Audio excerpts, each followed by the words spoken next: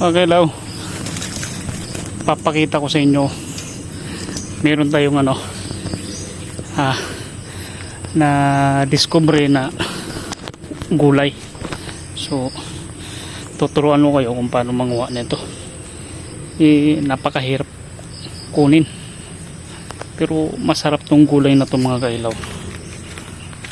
So, yung ko lang sa inyo, yung sa iba na kung alam tong gulay, yung nito, yung ibang isang klase ng gulay, talagang karaniwang ginugulay. Pero itong klase ng na to, iwan ko lang sa inyo kung ginugulay sa lugar ninyo.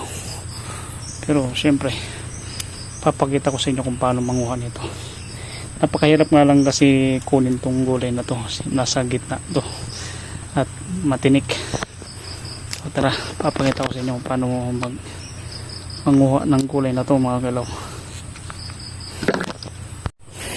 Yan, mga kailaw, ano kayo, kuha na ba kayo ng gulay na to?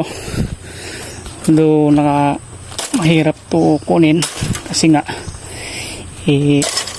nasa gitna ng mga tinikan tong gulay nito, yung labong nito. Labong to, mga kailaw, ng anunuo.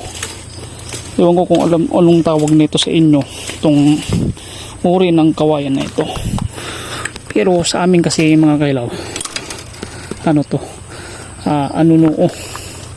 Anunuo tawag nito sa amin. Sa Aklan, anunuo. Ito yung itong uri ng kawayan na ito, mga kailaw. Ito yung ginagawang mga upuan, mga sopa, yung mga handicraft.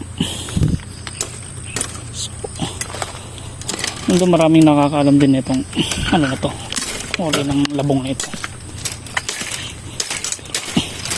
Pero hindi karamihan. Si mga kailaw, itong labong na to, mas masarap pa to sa labong ng kawayan mismo.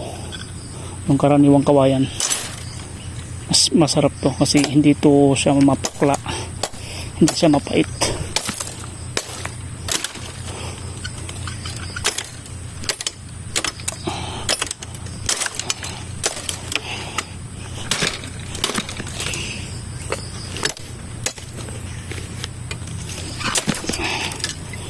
Ayan, kunin natin. Kunin natin ito, mga kailaw. Yan po, mga kailaw. Ito. Yan.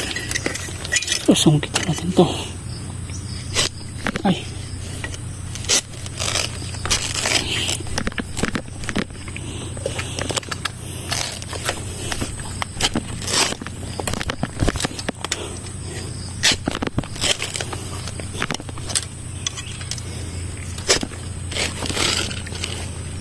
Tapi po.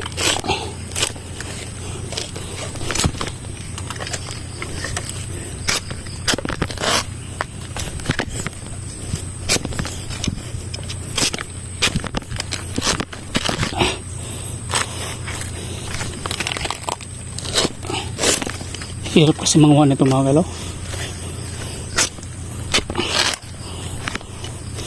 Kasi may nabili akong alimasag dun, mga kailaw. Halukan natin ito, alimasag. Alimasag, tapos yung saluyot. Masarap yung saluyot.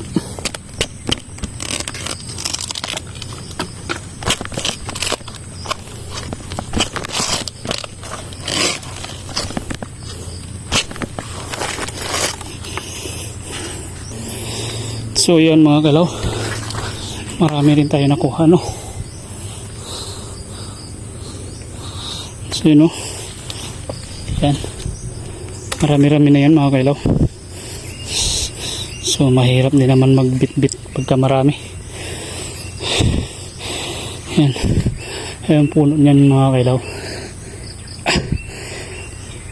Bago ka makakuha ng labong nito, ipahirapan, saka talaga matitinig ka muna bago ka makakuha.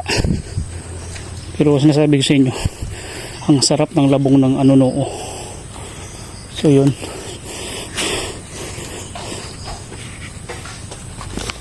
So yun lang no mga kailaw. Nadali din ako sa ano ng mga tinik, you know? So babalatan na natin to, tapos uuwi na tayo mga kailaw kasi ang daming lamok. So yun, nakita nyo na kung ano, paano kumuha ng labong ng ano noo, kung gaano kahirap kasi nasa loob yan eh. Oh, kailangan mo munang tabasin yung mga tinik-tinik bago ka makapasok. So yun lang mga kailaw, thank you.